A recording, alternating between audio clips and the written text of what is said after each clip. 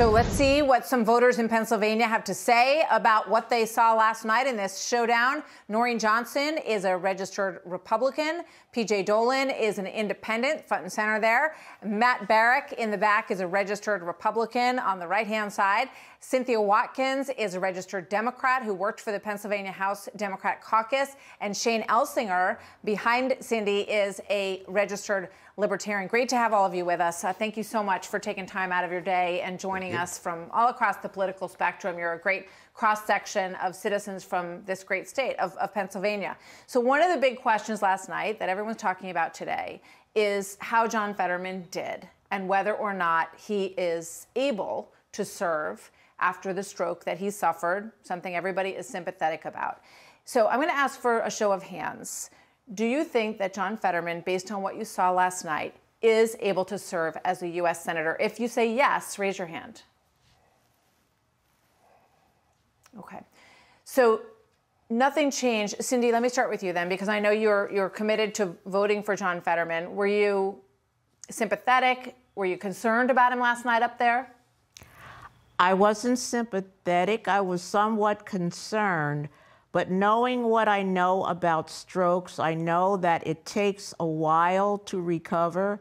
And because somebody is not finding words or stumbling over words doesn't mean that they are incapable of serving.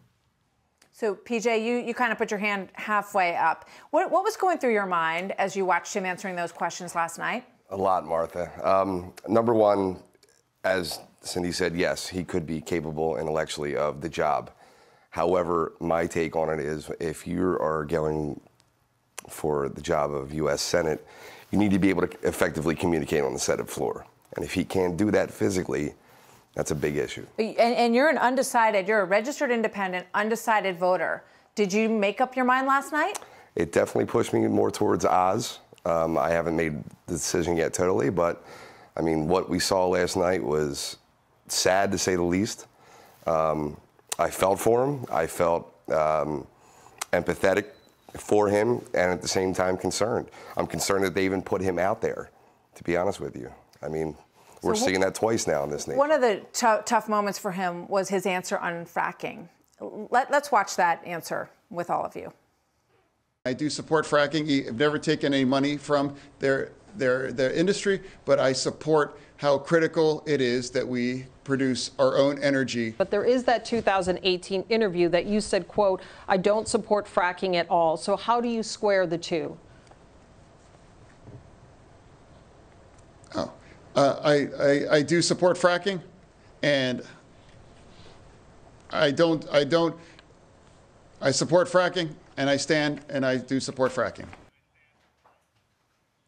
Shane, let me ask you, you're a registered Libertarian, right, undecided voter. I believe you're a veteran as well. Is that correct? Ultra. Energy is obviously a big issue. Mm-hmm. So his flip-flop on fracking, what's your response? Well, as far as fracking is concerned, Pennsylvania needs it, especially in the energy, problems we're having right now. So it's very possible that before, in 2018, maybe he was like, we got to end this, environment. And now that we're in the economic climate we're in, he may have just changed his mind. So that wasn't as hurtful of a exchange for Fetterman as some of the other ones, in my opinion. So you're undecided. Yeah. Did you make up your mind last night? I will definitely not be voting for Fetterman, I guess is the best way to put it. So. But will you vote for Oz?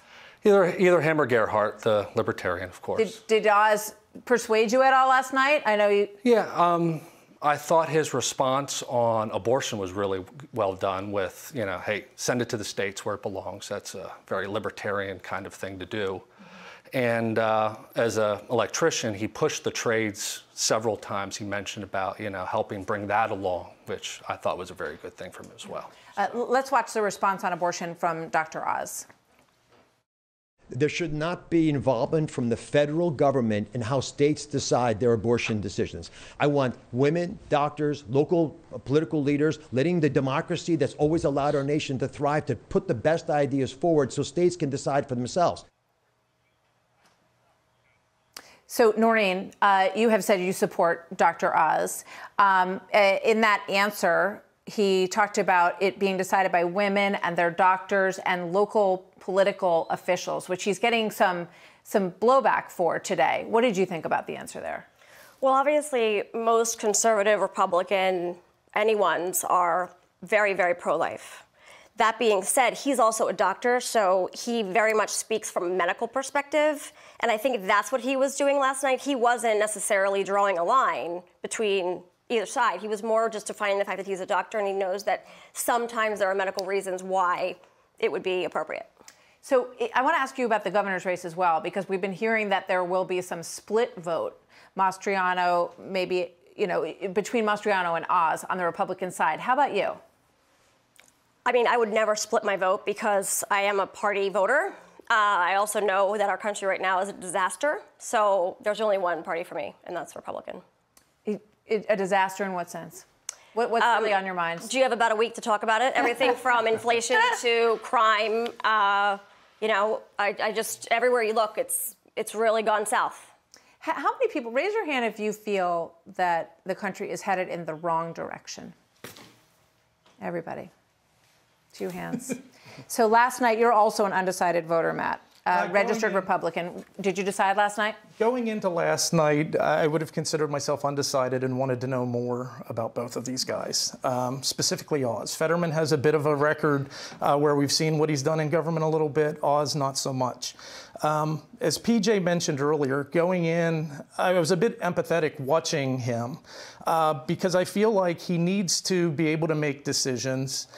And I'm not certain, looking at his performance last night, that we could count on him as Pennsylvanians to make good decisions and represent us. There was a neurologist on that I watched following the debate last night who was saying, she doesn't know any more than the rest of us, but typically the therapy done in the first 6 to 8 months is about as good as it's going to get. And so I looked at that, and he's been 5.5 months post-stroke. To think this may be as good as he gets is very concerning. So, Cindy, you raised your hand that you feel like the country's headed in the wrong direction. In what way? Well, speaking, first of all, as an African American, secondly, as a woman, and thirdly, as a senior, I see a lot of racism, sexism, and ageism that's affecting everybody. And what about your feelings about the current administration? Are you supportive of President Biden? Do you think he should run again? I'm not sure that he should run again, but I'm supportive of what he is attempting to do. And and what is that? When you look at inflation, when you look at crime, do you feel like he's on the right track with those 2 things? Let me put it that way. I think so, and I'm also aware that one man can't fix everything, no matter what party. So when I ask you about crime, how high on the list is crime? Do you feel safe in this country today, or do you feel unsafe? Who wants to? Unsafe. You feel unsafe? So to put it into perspective, this summer my teen daughter wanted to go with a family that I trust and her friends to New York City. Here again, we're talking Pennsylvania, not New York. But I had no issue with the family she was traveling with, had no worries about the decisions they were making. But seeing the news reports of what's happening in our inner cities gave me complete pause in allowing her to go. And that shouldn't be something you really need to think about. If you're okay with everything else about the situation, it's sad to think in America nowadays, you have to wonder what might happen just going to visit a place. Yeah. In terms of energy, how is inflation impacting your daily life? And maybe, Shane, you could talk about your business as an electrician. I know you run your own company. Yeah, driving a large truck around every day really sucks up the gas mileage. And it certainly makes a difference on how far you want to travel to take a job and do things like that. You have to factor in a lot more considerations than you used to before. And are you making different personal decisions about travel or about buying a home, anything along those lines? I took a different job because of the commute mainly and the violence. I also teach school in the inner city, and I travel 9 miles, and it takes me an hour and 15 minutes to get home. That gas money, coupling with that commute, it's just too much, and it all adds up. It affects everything. It affects cost of goods, affects everything. How's it affecting you, Noreen? Well, considering, the Democratic Party runs on being for the middle class are hurting. So clearly everyone's affected by the middle class is hurting. But directly to me, I would just say that, yes, I definitely travel less for lots of reasons. But in general, if we don't watch our savings and our 401ks, there's a good chance there'll be nothing left. So in the beginning, one of the things that John Fetterman was kind of getting leverage on over Mehmet Oz is that he had spent most of his life in New Jersey and moved to Pennsylvania a couple of years ago. Is that a problem for any of you? Yes, it's a problem for me. I call such people carpetbaggers. That's what they've been called. So Martha, I would say entering last night, that was a concern of mine. Yeah. I got to say, I didn't particularly like that he spent most of his life, it seems, adult life anyway, in northern New Jersey. That said, we find ourselves in a place where we only have 2 viable candidates right now, which is what I see as part of the problem. There is no realistic third choice that I could foresee winning. So really, when you break it down and look at that, do I see that as something that would keep me from voting for him? No. After last night, I feel pretty strongly now where I need to put my vote. Okay. So it seems like the undecided voters on the panel after last night are leaning towards Oz. Is that an accurate statement? Undecided? Yeah. Three undecideds, yeah. nodding heads. Yeah. All right. Very interesting. Great to have you with us. And I look forward to talking with you more. We're going to do a continuation for the podcast that'll come out later this week as well. So great to have all of you with us. Thank you very much for joining us today. Thank you. Everybody. Great group. Hey, Sean Hannity here. Hey, click here to subscribe to Fox News YouTube page and catch our hottest interviews and most compelling analysis. You will not get it anywhere else.